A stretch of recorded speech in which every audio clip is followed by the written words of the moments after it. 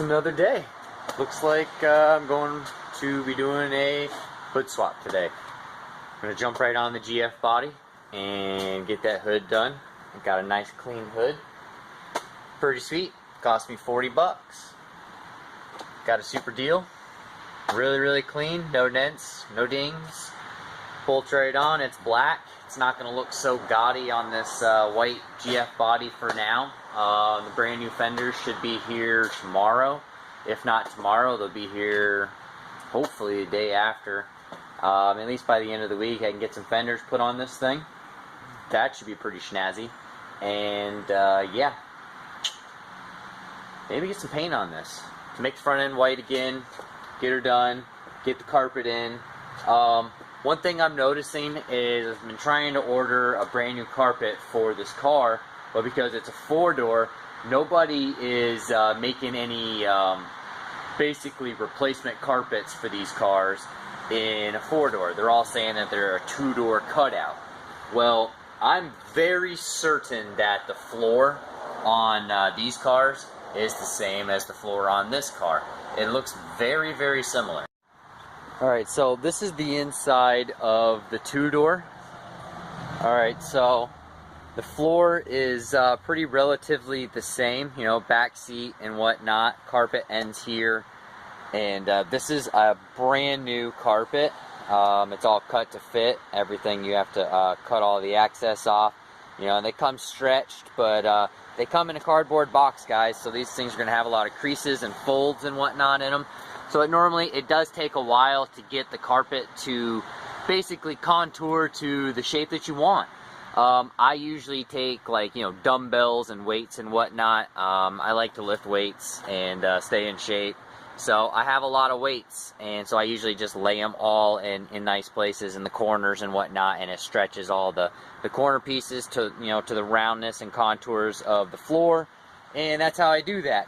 But what's really great about this brand new carpet being in here is I'm going to take that center console back out, I'm going to take the driver's side seat back out, and I'm going to rip this carpet up because I'm going to use it as a template for this GF body.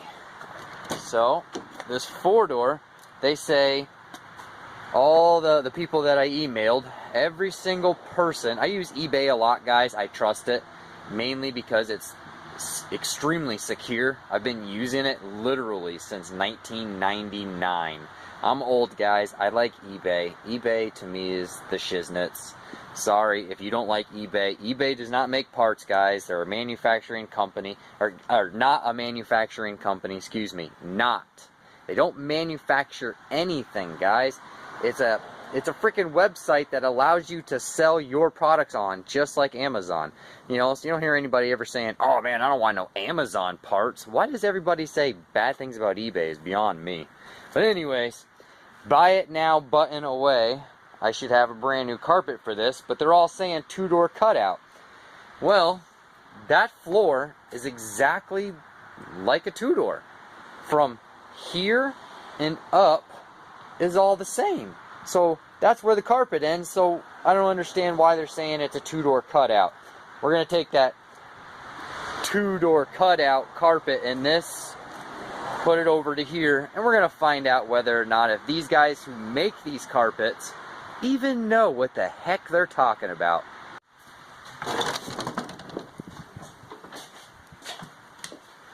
Alright. Let's put power to that.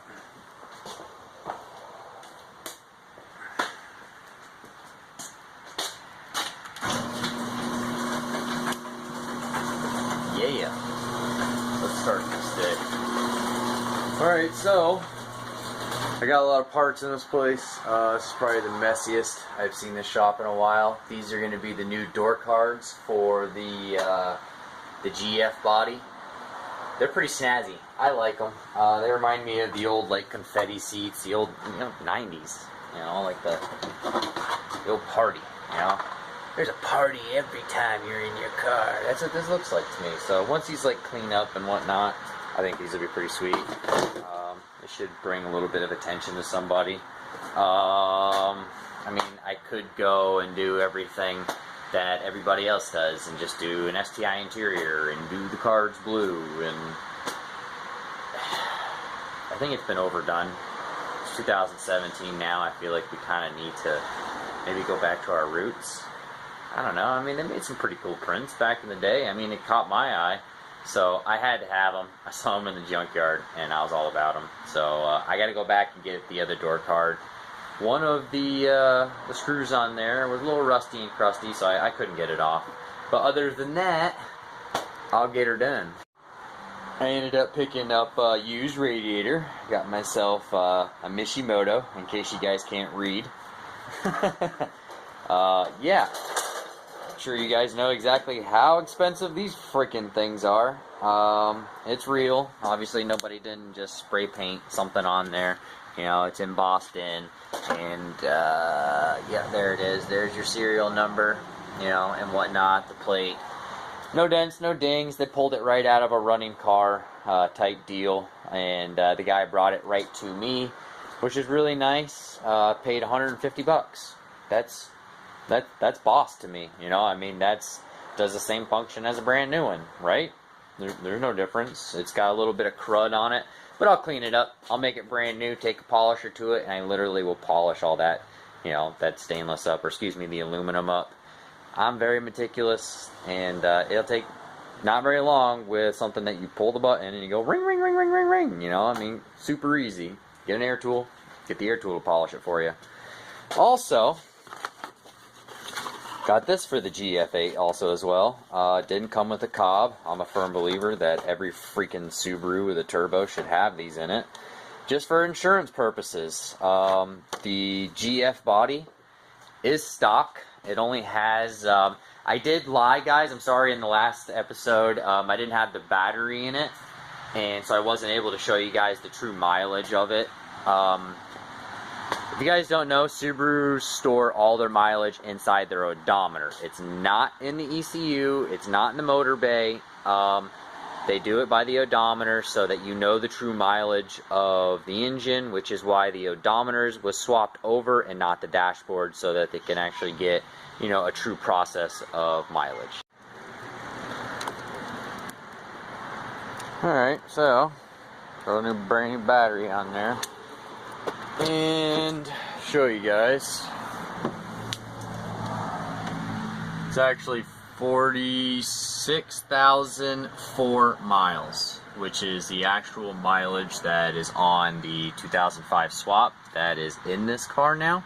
So this is the original odometer that was swapped over. They fit in there, guys, but the thing is the reason why the guys do the dash swaps and they don't swap the odometer is because you can see this gap here.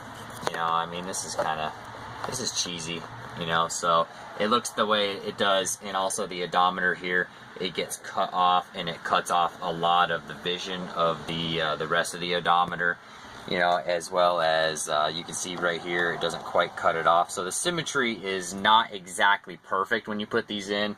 You know, look at the top of your RPM gauge, that gets cut off as well, so you don't really exactly know. I mean, you can obviously judge where this needle's going to be, you know, but it cuts it off, you know. So without the actual odometer bezel that's supposed to be designed for this odometer, it you know, it is what it is. Sorry for it focusing in and out like that, yeah, it's a nice little explanation for you guys, give you guys an idea. That way I can actually prove to you that this really does have that kind of mileage on it. And also, if you guys are ever looking to do an STI odometer swap, let's say, you know, you just did the swap and you don't happen to have the odometer that was with that motor. You know, you bought a JDM engine off of eBay, or you bought it off of Craigslist. You know, I do that as well. That's very common for me. Facebook buys, all that stuff. A lot of times they don't come with those odometers, or a lot of times you can't afford the odometer at the time, and when it comes time to buy the odometer, they've already sold it, so you weren't able to get it.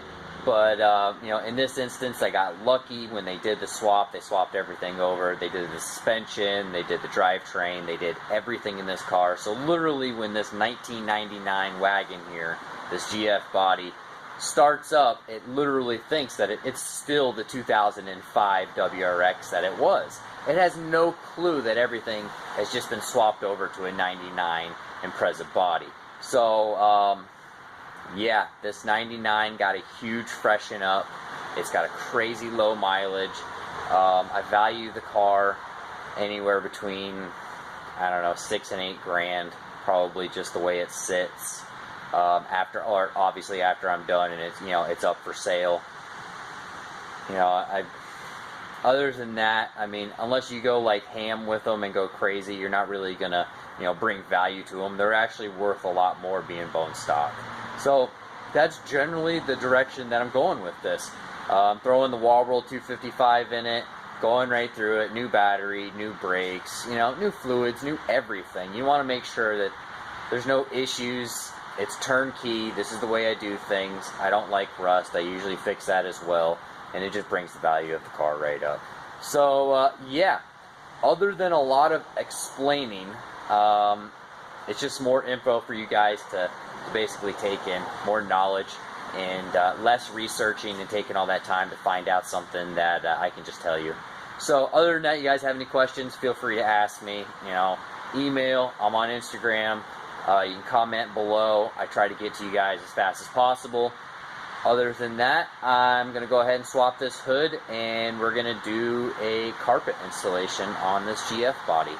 Oh, and I only paid $450 for that Cobb access port. It was unmarried. It didn't come with an OBD2 cable, so I was able kind of to, finagle a little bit of a price out of them. But I hit him at 400 bucks. Would you take it for the Cobb? He said 450. I'll drive it to you. And I said, well, you got a radiator too? And he says, oh yeah, I got a Mishimoto. Well, I'll take that too. What do you want for that? So we came at an agreement of 150 bucks.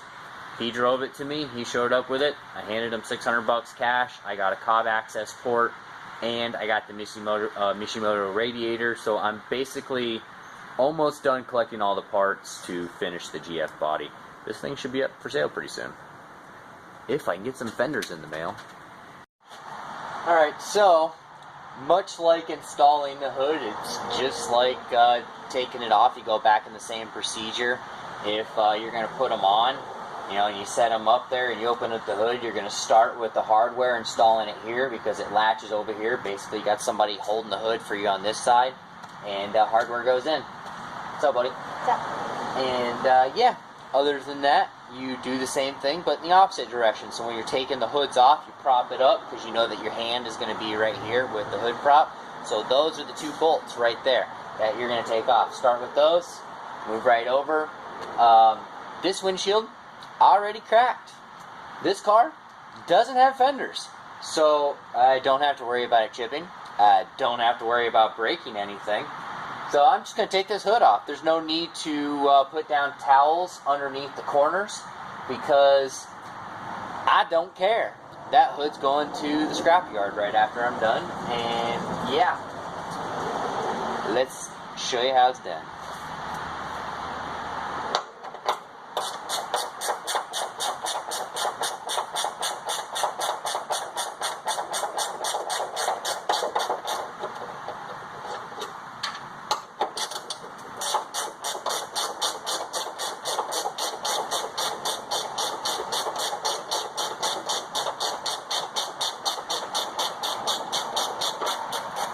Make sure you hold the hood if you're, in case the instance that your windshield is not broken and you do have fenders, hold the hood because as soon as you let this go, it's going to take a little bit of pressure off, especially when you lift up on it.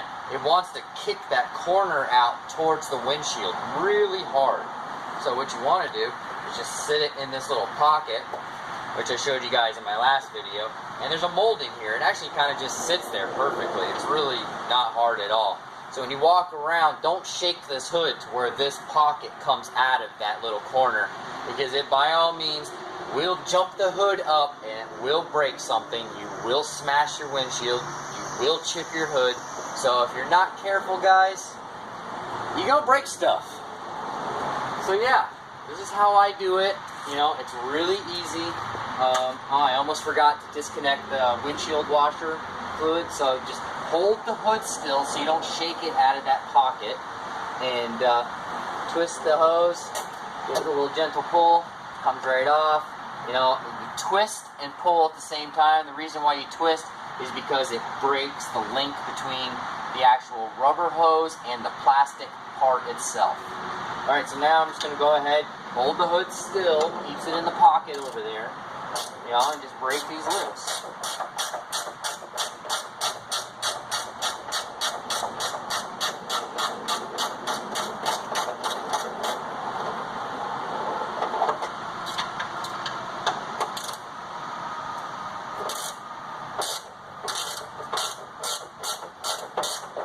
Okay, now when you're taking it off, take your right hand or whatever hand is, you know, closest to the hood.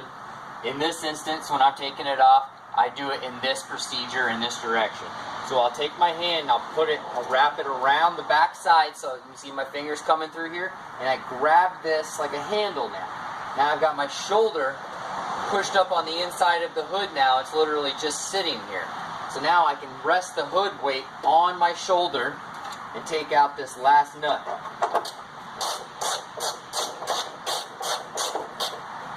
This still keeps the hood still and steady, exactly where I need it. Now I can set this hood point down, exactly the same position it is over there, just like you would be if you're putting it on. Now this hood is not bolted, it's not secured. The only thing that's holding it now is this prop rod. It's very steady, it's a lot steadier than you think it is. Don't be scared, guys, to do this. The only way it's going to get done is if you do it. Or if you pay somebody, and like me, my wallet isn't as fat as yours. So, I get it done. Simplistic, we're talking about 4 bolts, and you guys do realize how much you'd have to pay me just to remove your hood, right?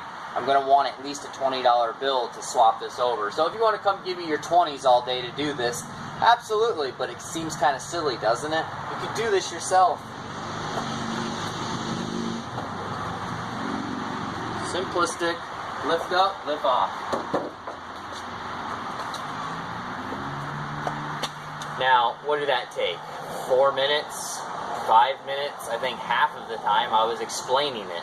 So, yeah, a 2.5 minute job, and you already know how much a shop is going to charge you to do that. Now, understand, guys, I'm here to teach you as much as I can, and I do explain a lot.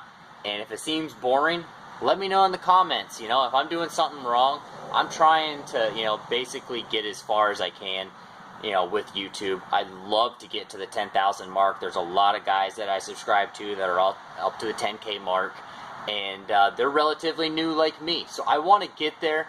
You know, if anybody's out there looking for some kind of collaboration, I'd really like to do a collaboration. You know, maybe like a build off or something like that. That would be awesome. I think that would generate a lot of views. And yeah, also, I'm looking for a designer. I'm looking for somebody to give me some ideas on some logos and whatnot. I did mention in my last video that I'm looking to do, you know, shirts, t-shirts, and, you know, hats and whatnot, and I'm trying to get my business cards out.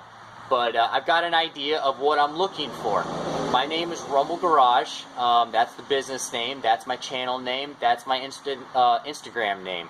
So I basically kind of want a little mean garage that looks like an engine with a big turbocharger on the side of it. You know, door comes up. It looks like a little one-bay garage.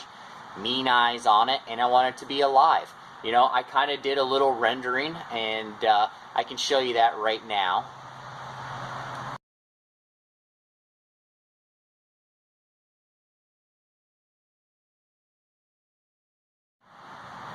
What do you think? Yeah, it's a little hasty. You know, I haven't drawn in a while, but it gives you guys the idea of what I'm looking for. You know, so if you guys out there that are, you know, those CAD designers, you guys are always about your computers and whatnot, help me out. You know, by all means, I will definitely help you out as well if I pick you. So if you guys can, please submit them to my email. That's all in the description, but if you don't know where the description button is below and how to get that, I know, and there's a lot of people that really don't even know how to comment in YouTube. I've actually encountered that a lot. So if you don't know, I'm going to put it right here, right above. This is my email address, guys. You guys can get a hold of me anytime you want. Email me anything, any questions, anytime. I don't care if it's about spark plug gap. I literally will look it up for you and I'll find out if I don't know myself. Other than that, thank you for tuning in, guys. I really appreciate you guys, you know, and please tell your friends about me. I'm really trying to expand and get out there as much as I can.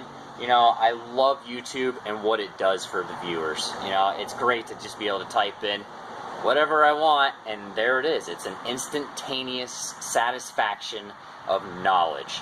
So, I'm going to get this hood on, guys.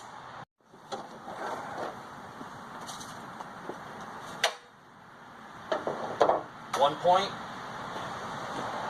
and then the other point. Pretty relatively easy, guys. You just want to set it there, put it in the hood prop, let the gravity do it. You know, obviously, keep your hands here, make sure it's not going to slip on you. It's not going anywhere. I know that that's locked in there. I can see with my eyes it's in there. It's in between the molding and the hinge itself. So I'm going to go ahead and I'm going to walk over here. I'm going to put these two bolts in here just like I did the other day for the GC8 body. I can show you guys again how easy it is. And this is just the next day, guys. So it's not like we're taking months to do this. I literally could put a hood on every day and do it the same procedure, not have any issues. This is the way that it works for me. So I hope it works for you guys as well. So again, reach around, grab your hand right on the bottom, butt your shoulder right here so you have, pull it into your shoulder. Now it's going nowhere and you literally control the pitch of the hood now. It's pinned to your body now.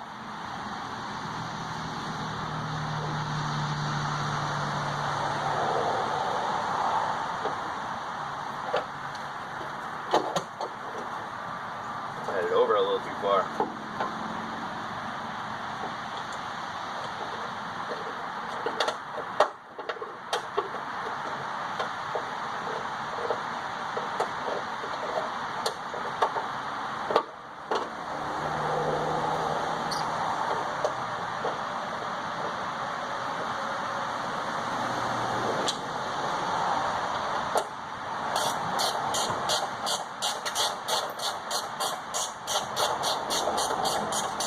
Okay, I got one started. You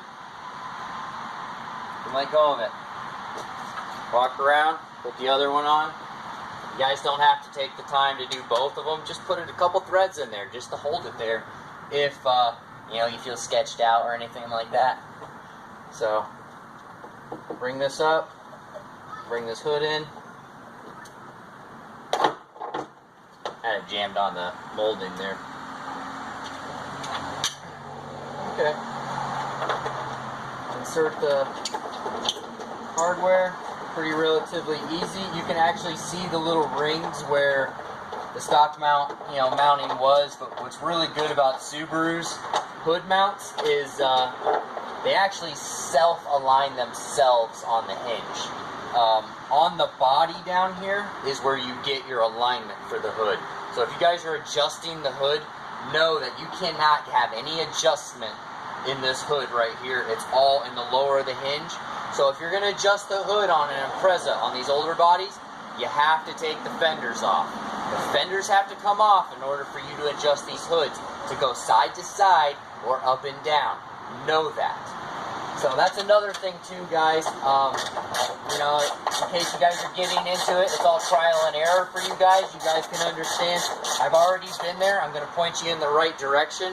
That way, you don't go up there and you go to undo that and you realize that there's no room inside there and you're not drilling holes on your hinge just to slot this over. You know, you've got the 12 mil here and you've got a 12 mil that you have underneath your wiper cowl as well that's hidden on that hinge. So when it comes to adjusting these hoods, guys, they're kind of a pain in the butt. You have to remove the wipers. You have to take the plastic cowl off. You have to take both headlights out. You have to take the corner lenses out. You have to take the fenders off. It's a lot, you know. Bumpers got to come off. You got to do everything just to adjust the hood. So it's a poor design. Did they fix it? No. All Imprezas are built that way.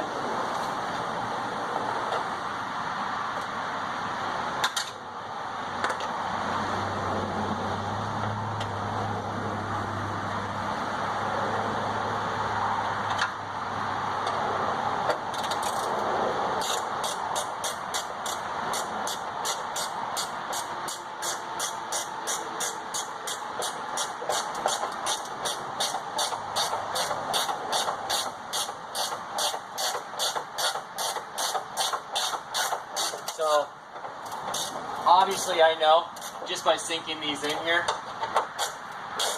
this hood's going to line right up. It'll close exactly where the latch is for OEM. But this front end's been hit. So I got to wait till I can get my fenders before I can pull the rad support out where it's got to be. And then I've also got to check the hood alignment because the stock hood, the white one, got hit on the hood. So it absolutely could have bent this hinge, could have bent that hinge. I don't know until I get my fenders, I get my headlights, I get my bumper, I get my grill, and I get the entire front end back together. Then I can know whether or not if everything's going to line up correctly. So know that it's a long time to assemble and disassemble these to get the correct fitment. And you know, basically you guys should just understand that these things just don't go together.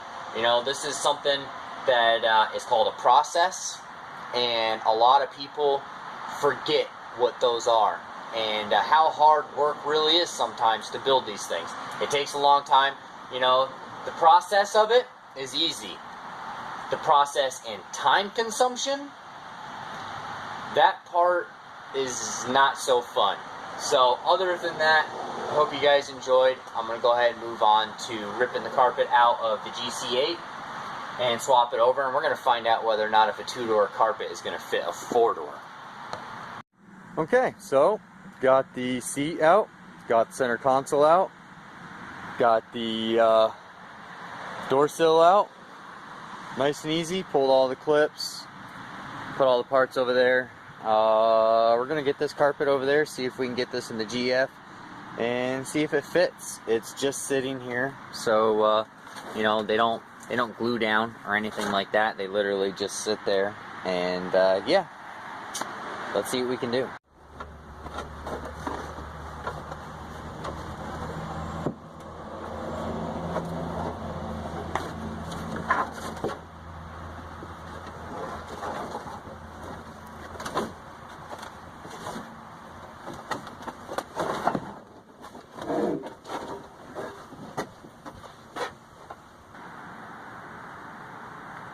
Success.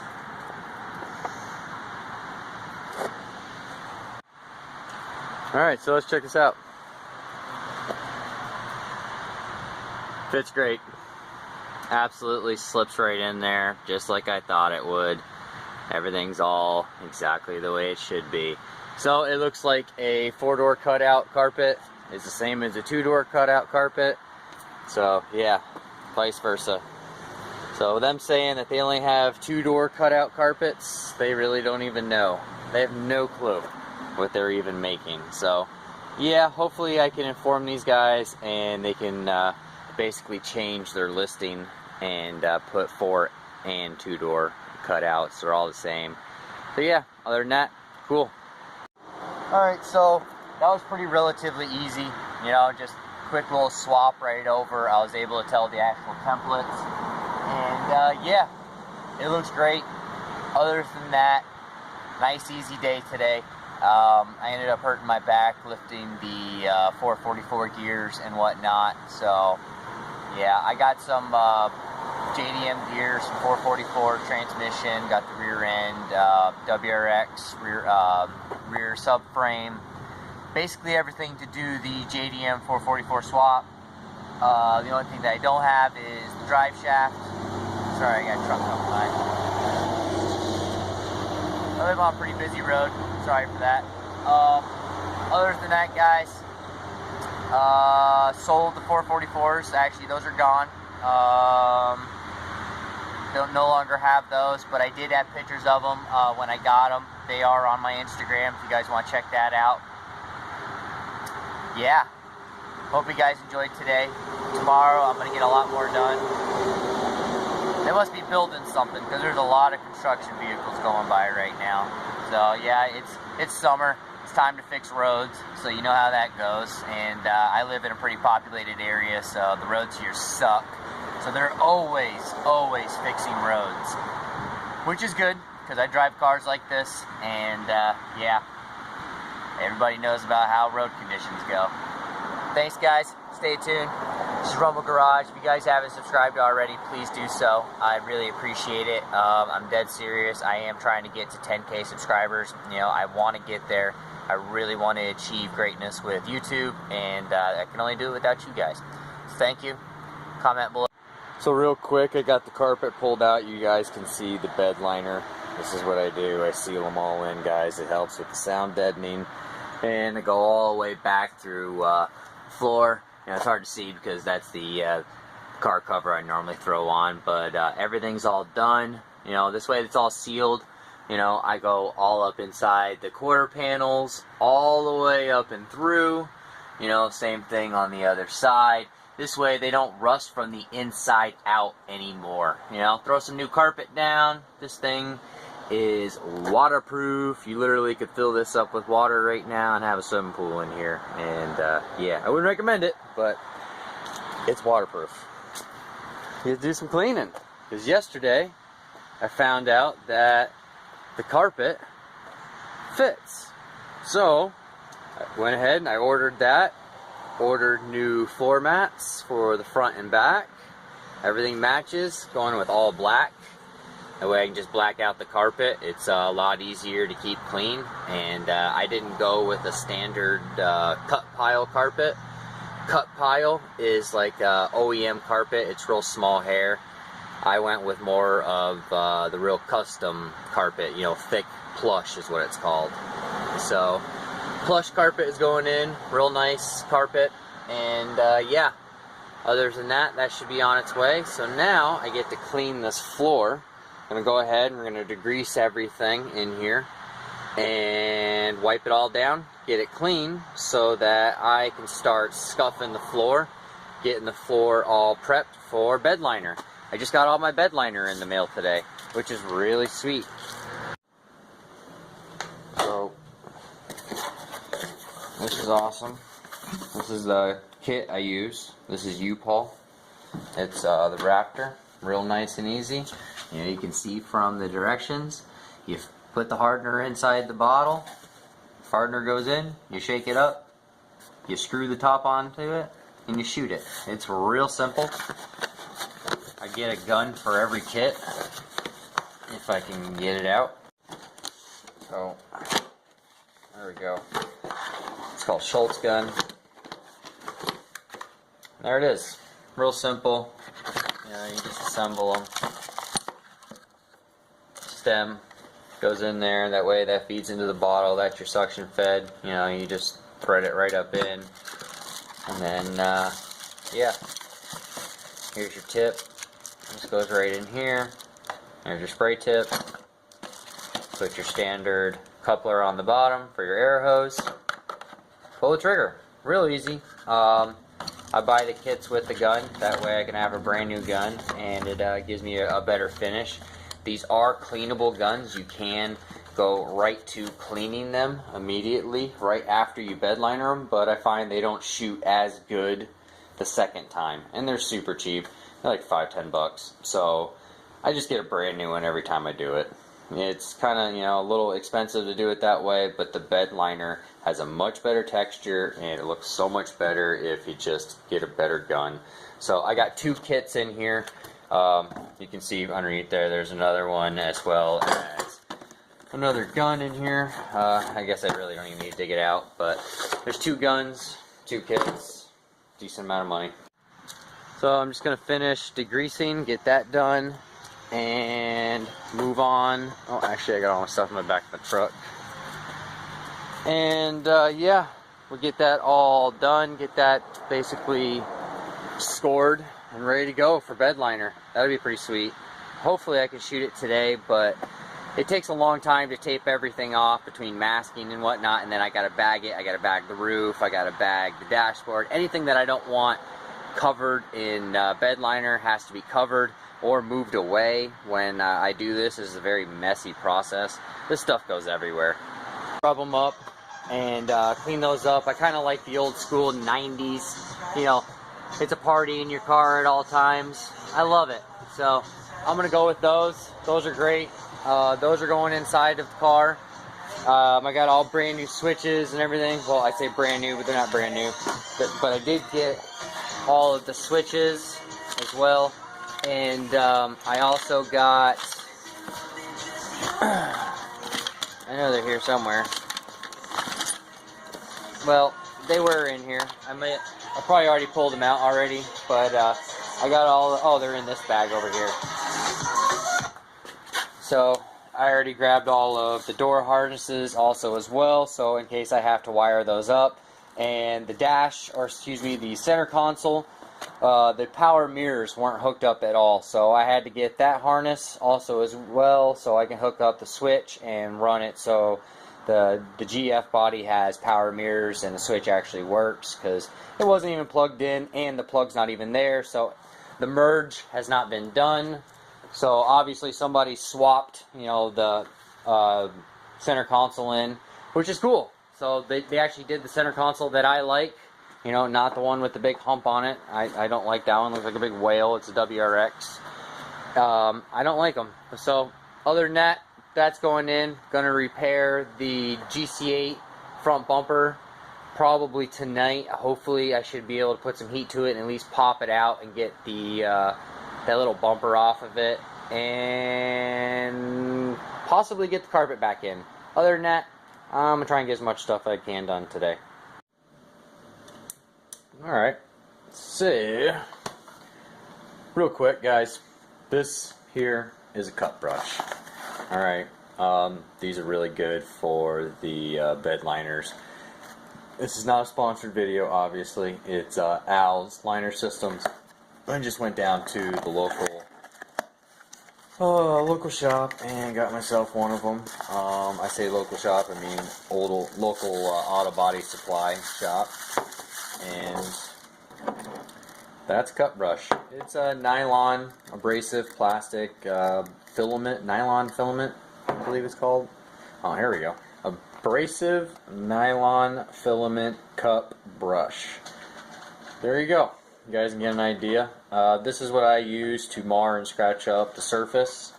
And this is my tape of choice. 3M Yellow. It is waterproof. It's got a wax coating on it. And what's great about this is I can leave this outside on a car. It can rain right on top of it. And I can go out there, let the sun beat on it, let it rain on it again, the sun will beat on it again the next day, and so on and so on. And 2-3 weeks later down the road, I can go out and I literally can still peel this right off the car. So, best tape in the world in my eyes. Pretty relatively cheap. I guess it's not as much, you know, I mean, it can add up, but this amount of tape goes pretty far with me because I'm pretty frugal when it comes to tape. I know where to put it, but I have been told that I use too much tape. So it's all on how you look at it. But other than that, guys, that's basically what I use to get everything going. And then I use like industrial size plastic, stretch it out, bag everything with plastic. I wouldn't recommend using masking paper at all. Masking, you know, tape just seems to work a lot better when you're just using the plastic, because the plastic can just stretch right out. And you just basically bag it, put it where it needs to be, a little piece of tape holds it there, you know, you run your tape line, you know, it's nice and sealed, you know, you spray everything and call it a day. So, yeah, pretty relatively easy. Other than that, I'm going to get back outside in that heat and get some work done. So now I'm getting ready for the junkyard tomorrow, or excuse me, a scrapyard. I'm going to bring all my metal in. I got a bunch of spare parts and whatnot, so now I'm just taking off all of like the, you know, the trim, you know, and all the little miscellaneous pieces that are on here. They're really nice to have, you know, obviously they're only for these Subaru hoods, so if something breaks or if I need it for a customer car, I can definitely always have it on hand and in stock, which is really nice. And these cars are getting rarer and rarer, so I really hate when people just basically throw away something that can be reused. That's basically why I'm saying this and putting this in my video, so you guys can understand that, yeah, this is scrap metal. I can get paid for it, but I'm going to clean it first and, you know, save all these clips and whatnot, all these plates, because they can absolutely be cleaned up, repainted, and reused. Because if I come across another Subaru that needs a restoration and they're looking for those plates and they don't want to go source them, I already have them in-house, and I might be able to just give them to them because I was going to scrap this hood anyways. This is all free for the customer. This helps them out. They keep coming back. there's no reason why the Subaru community shouldn't stay the way it is, as humble and as nice as it is. You know, it's great. We all help each other out. So with that said, I'm going to keep stripping this hood down and fill the Ranger up, get that done. That way I can hit the scrapyard tomorrow and get paid to get rid of all my junk, which is awesome. Alright, so now that I got that all loaded up, now I'm lubricating with some Inforce. This is straight from the Subaru dealership. And yeah, my dad works there, so I have a pretty good connect, you could say, to the Subaru dealership. They use this for all their vehicles. They call it BG, not Inforce. That's actually what they call it, is BG. But yeah, other than that, I'm using it to lubricate all the hinges. They were stiff and they didn't want to move. So I threw some of this in there, and now we'll give it the little finger test. It's really nice now. So much easier. Done. And when I was trying to shut it, I would do it and it'd go "Oink," and it would stop, and I push it and it'd go "Oink." So it was nice and stiff. Now at least it shuts, which is pretty sweet. Did the same thing to the other side as well. You know, so this is significantly, you know, different. As you can see, that one's a lot stiffer. It doesn't want, I threw it, you know, look. See out? See, this is what I mean. That's not going to work with me. So I got to do this side now, but same amount. It's all stiff. So we're going to lubricate those hinges. Going to lubricate the check. This is the check. So other than that, door check, guys. Yeah, door check pin. That's what those are called. Other than that, going to do that now. Get that done.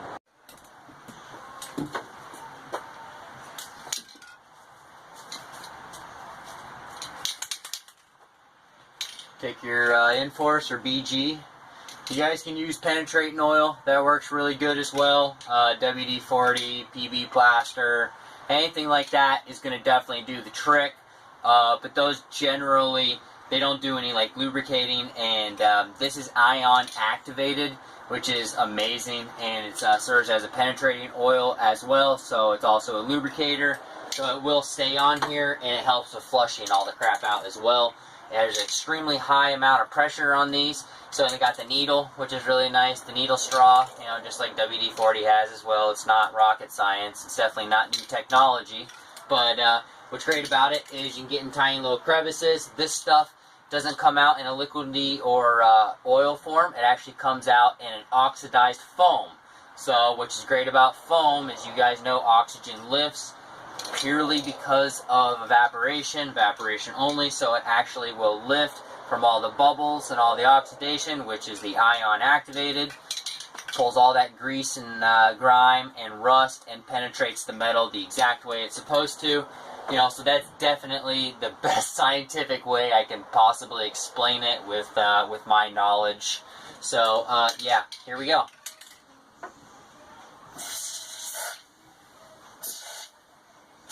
Get down in the pin, up on top of the pin, up under.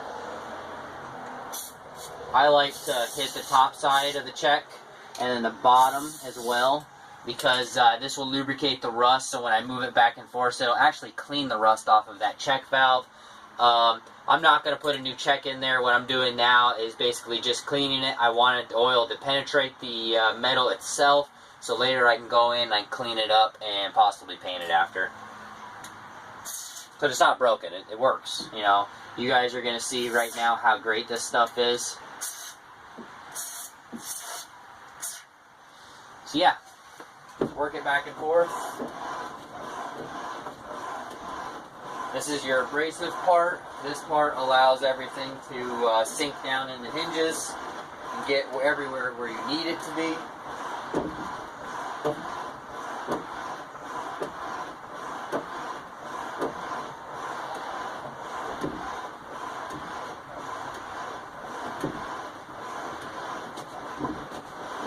Okay, now here's the trick.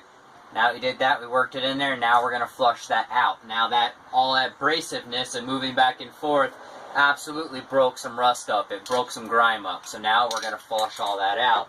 Now even higher pressure, which is the full pressure of the can, because this stuff is pressure sensitive.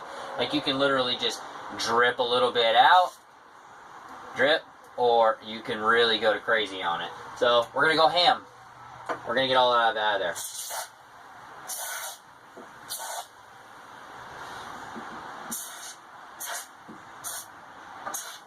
Who cares about the mess? It'll be easily cleaned up. Some kind of degreaser, spray a degreaser on there, wipe it right off. Oh yeah, that's already night and day.